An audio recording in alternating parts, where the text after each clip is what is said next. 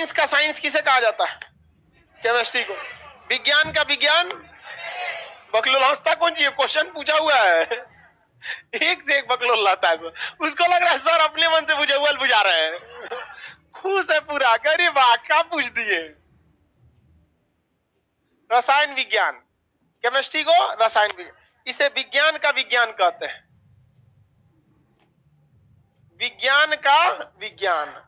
क्यों विज्ञान का विज्ञान कहा जाता है? जैसे जीव विज्ञान एगो विज्ञान है, ओ में सोचा प्रोटीन पढ़ना है, प्रोटीन तो एक्चुअली केमिस्ट्री का चीज है, समझ आ गया कि नहीं? शरीर एक क्या है, हमारा बायोलॉजी का हिस्सा, लेकिन इसमें कैल्शियम केमिस्ट्री का आएगा, समझ आ गया कि नहीं? क्या तो बहुत सारे चीज, जैसे आप देखिए, आप फिजिक्स देखिए, फिजिक्स देख लिया आप यहाँ पे, उसमें आप इलेक्ट्रिसिटी पढ़ेंगे, सुपर कंडक्टर इलेक्ट्रॉन डिपेंड करता है, कहां चल जाएगा? Chemistry. Semi conductor electron, chemistry. देख रहे हैं? तो करंट का भी फ्लो किस पे डिपेंड करता है? इलेक्ट्रॉन। और इलेक्ट्रॉन है किसका? केमिस्ट्री। ये ऐसा विज्ञान है जो हर विज्ञान में घुस गया रहता है, इसलिए इसे विज्ञान का विज्ञान कहते हैं। इसकी शुरुआत सबसे पहले मिस्र के लोगों ने किया था। किस लोगों ने? मिस्र के लोगों ने। उन्होंने काली मिट्टी से एक लेप बनाया था जिससे कीमिया कहा गया। क्या कहा गया? कीमिया। और कीमिया से बन गया केमिस्ट्री। आधुनिक रसायन विज्ञान के बाप किसे कहा जाता है? लेवोसियर को। किसे माना जाता है? लेवोसियर। लेवोसियर को अभी आधुनिक केमिस्ट्री, आधुनिक रसायन शास्त्र का बाप कहा जाता है। कोई दिक्कत है किसी को? बाप मतलब जनक, फादर ऑफ केमिस्ट्री। किसी को कोई दिक्कत है? हो गया जी आप लोग का समझ में आ गया?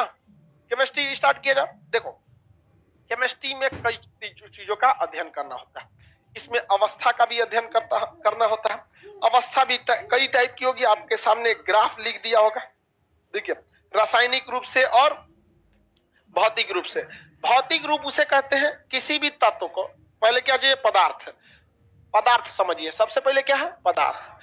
पदार्थ को हम लोग मैटर कहते हैं। क्या कहते हैं? मैटर। दुनिया का वह चीज जो जगह घेर सकता है, जिसमें कुछ भार होता है, वह पदार्थ कहलाता है। क्या कहलाएगा? पदार्थ। प्रकाश को छोड़कर सब चीज पदार्थ है, क्योंकि प्रकाश जगह घेरता है लेकिन इसमें वजन नहीं है। हवा जगह घेरता है लेकिन इसमें वजन होता है। खाली टायर का वजन और भरे टायर का वजन अलग आता है। अब आप कहेंगे अपने साइकिल के टायर को सोचेंगे तो अंतर समझ में नहीं आएगा, लेकिन ट्रैक्टर का चकवा देखिए, चाहे पैराशूट को देख लीजिए बड़ा सा, तब आपको समझ में आएगा। तो प्रकाश कोई भी पदार्थ नहीं है, बाकी सारे चीजें क्या है? पदार्थ है। किसी को कोई दिक्कत नहीं है?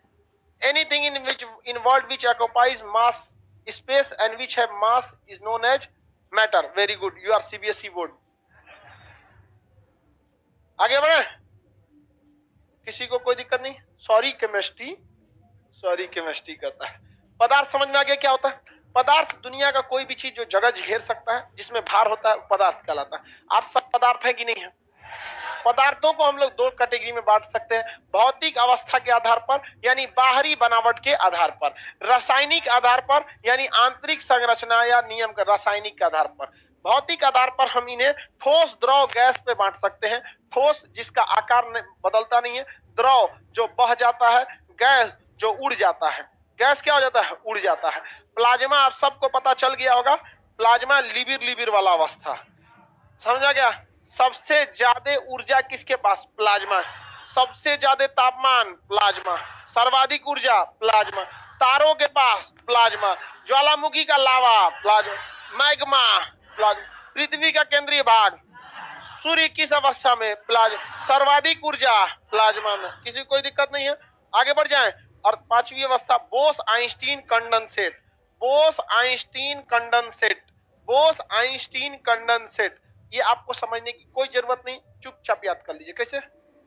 चुपचाप एकदम। Bose Einstein condensate, Bose Einstein condensate. Target batch में बैठे हैं, देर आइंस्टीन कंडेंसेट मत पढ़िए, नहीं तो दिमाग से उतर जाएगा। इसी पर हिग्स बोसान पार्टिकल का रिसर्च हो रहा था 2012 में, कोई उसका रिजल्ट कुछ खास आया नहीं। तो बताइए, ठोस, द्रव, gas, plasma, Bose Einstein condensate, कुल कितने अवस्थाएं?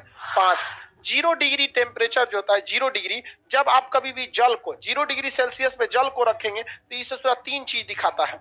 इसमें जल का कुछ भाग जो होता है वो बर्फ बनने लगता है, लेकिन 0 डिग्री सेल्सियस पे कंप्लीट बर्फ नहीं बनता है। और 0 डिग्री सेल्सियस पे कुछ मात्रा में जल भी रहता है। क्या रहता है? जल। और जो बर्फ बन गया है वो भाप छोड़ता है, यानी उसमें गैस भी देखने को मिल जाता है। तो ऐसे पॉइंट को हम तृक बिंदु कहते हैं, जहां एक ही समय ठोस, द्रव, गैस तीनों देखने को मिले। ये कब देखने को मिलता है? 0 डिग्री सेल्सियस पे। यहाँ पर बर्फ, कंप्लीट बर्फ बनता है 0 डिग्री पे, बनना स्टार्ट हो जाता है। हालांकि वो स्टार्ट तो 4 डिग्री के पास से ये लोग क्या करता है, बर्फ का घनत्व तो क्या हो जाता है? बढ़ जाता है, जल का घनत्व तो बढ़ जाता है। तो तृक बिंदु उस बिंदु को कहते हैं जिसमें ठोस, द्रव, गैस तीनों अवस्था एक साथ देखने को मिल जाए, उसे क्या कहते हैं? तृक बिंदु।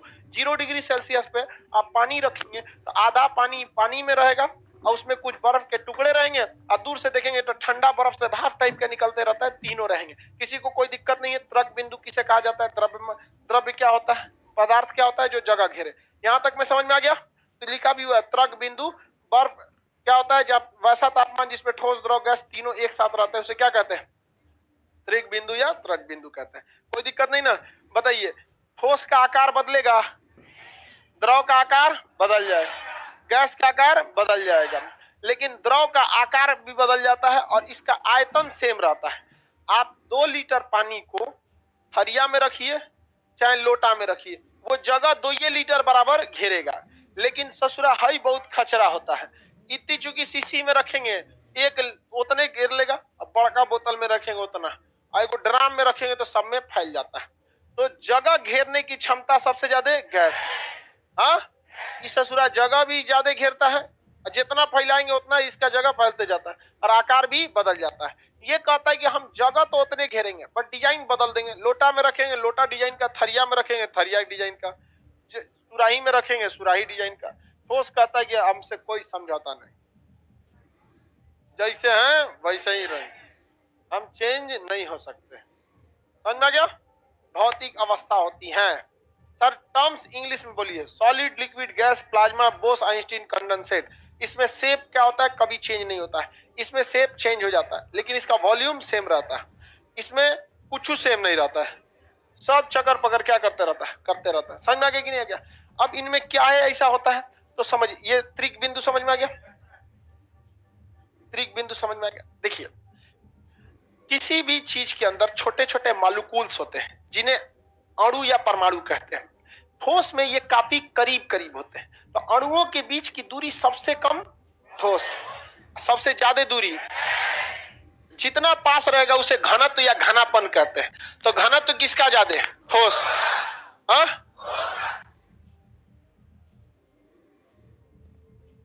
ये कौन है भाई? ऊपर करो तुम।